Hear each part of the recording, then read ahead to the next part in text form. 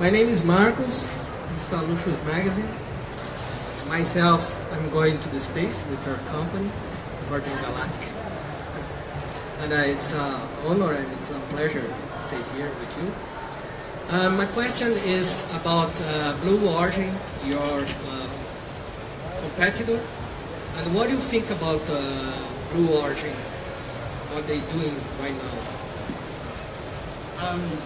Can you hear me? No, look, I think that we're both doing things a little differently. I think there's, when I ask the audience how many people want to go to space, 99% put their hands up. So there needs to be more than one company offering people a chance to go to space. Sorry, I just had a nut and very nice.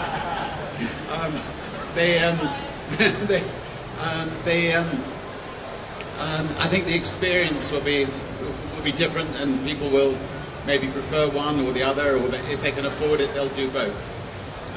But it's fantastic. I think that there are now already 3 companies that are private companies that are working on this, and I think there's as I say, there's many people who want to do it. So it's exciting days.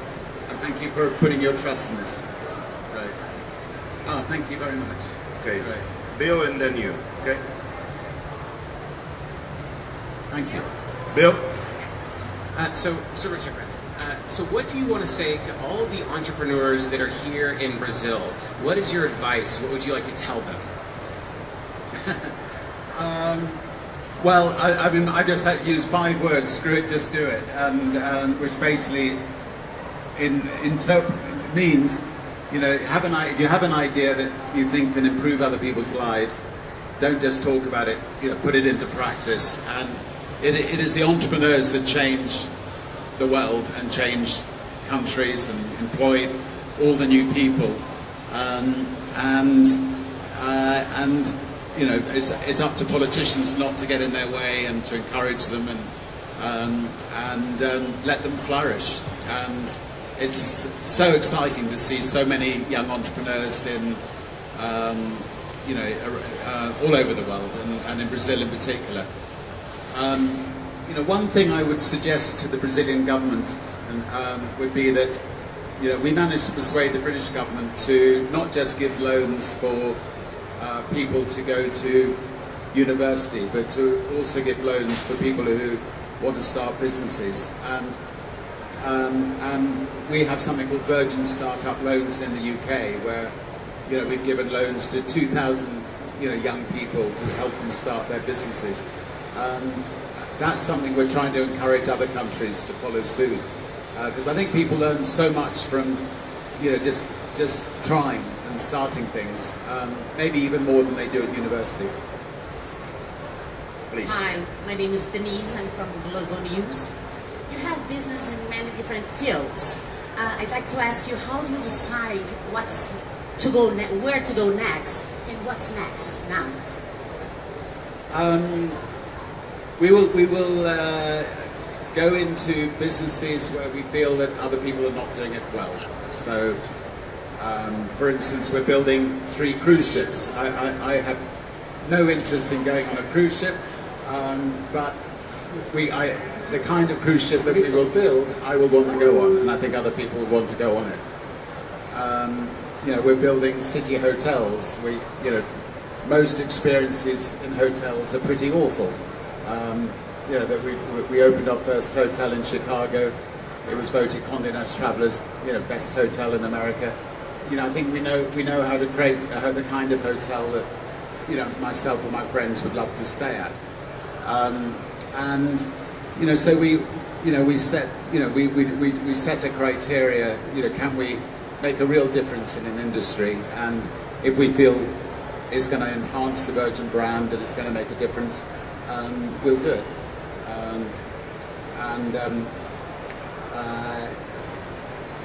But as I said, a lot of my time is now spent on issues that I feel strongly about, and use my voice to speak out on issues. And I think, you know, one of the biggest issues in Brazil is, well, there's two really big issues in Brazil.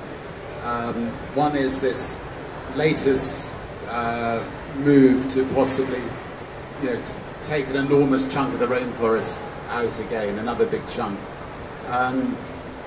You know, our great-great-grandchildren will look back at this time and they will praise the governments around the world that saved this world, and they will despise the governments that continue to destroy this world.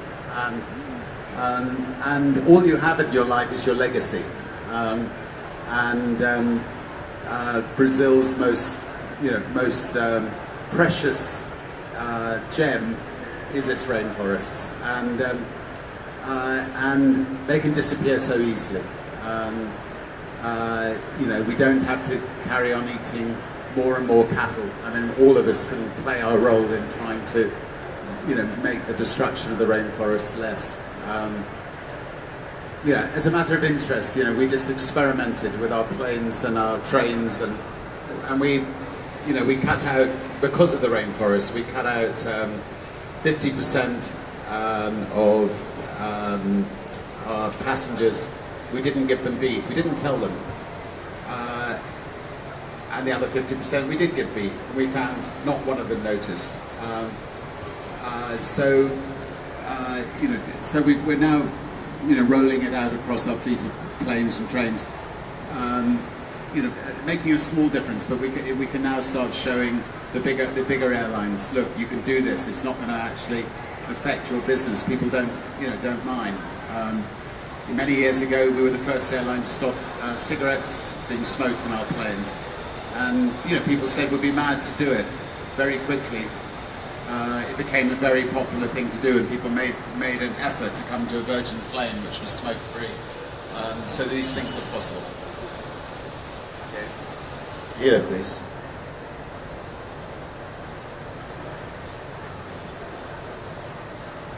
Hello, Richard. Hi there, Gabriela from Digital Talks. Nice to talk to you. You shared some crazy things that you did in this Virgin journey, and with those crazy stuff that you did, a lot of them using marketing actions. I wanted to know what's the main lesson you've learned from marketing in this Virgin Group journey, and how do you see marketing and business in this new digital reality we're living in?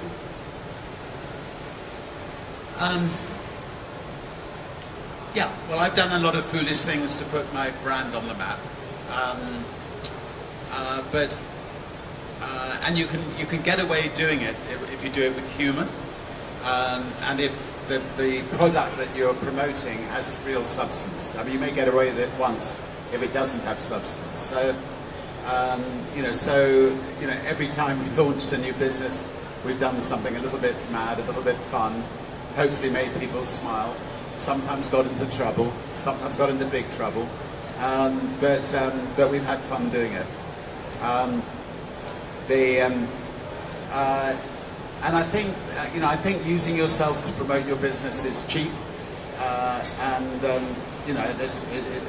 you can have a good laugh and it's fun to do it.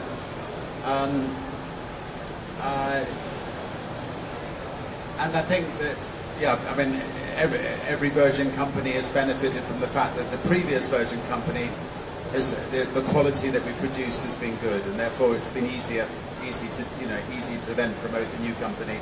People expect a lot from Virgin, but hopefully we deliver. So something like that. Okay. 2 or 3 more, just okay, please, and then you. Okay. Hello, Richard. This is Martin from Ecuador. I wanted to ask you about the vision. I mean, every entrepreneur needs to have a clear vision of what they're building and why are they building it. Was there any point in time where you feared that you were losing your path vision-wise? And how did you do it to get back on track?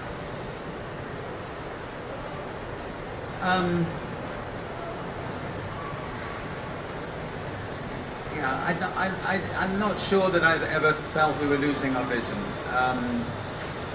but you're right. It's important to keep a clear vision all the time. And I think when I got to 40 years old, I remember having a slight midlife crisis. I'd been working since I was 15, and I said to my wife, I think I'm going to give everything up. I'm going to go to university. And my wife's no fool. She just said, you want to go to university with all those young girls, you just get back to work. So I had to go back to work, and she was of course very sensible and very right. Yeah.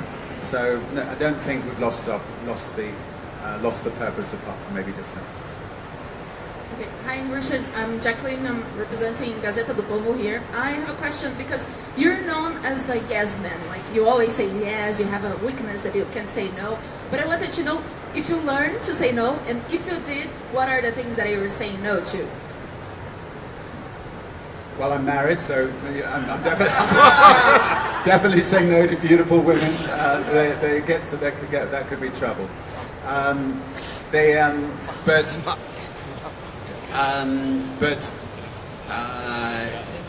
Yeah. Look,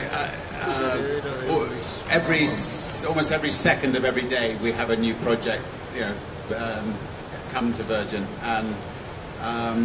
and if I'm riding on a bicycle, there'll be the bike pitch. If I'm in a lift, there'll be the elevator pitch. If I'm walking, there'll be the walking pitch. I mean, there's somebody pitching something all the time. So I have had to learn the art of being polite and sort of saying no in a nice way. And I hate doing it because I remember being 15. Begging favors from people, and sometimes you need that favor, you need that leg up. So it's not a nice thing saying no. Saying yes is a lot more fun. Okay, and now we're gonna have some. I'm just going to ask one more question.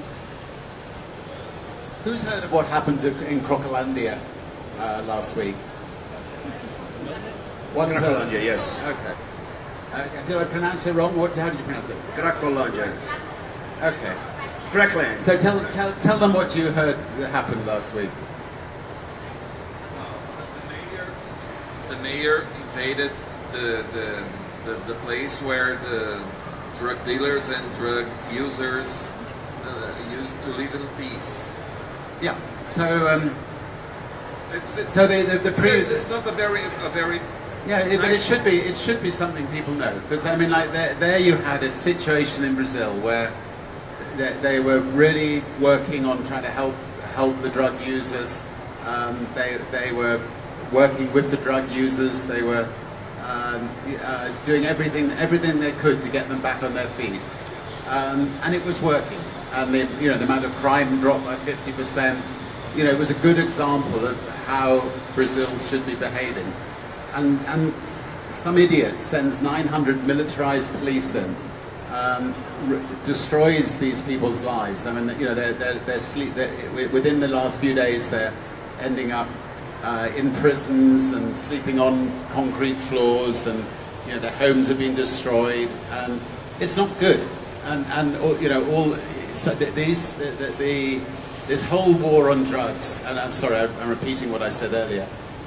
It's doing so much harm, and we've just got to wake up.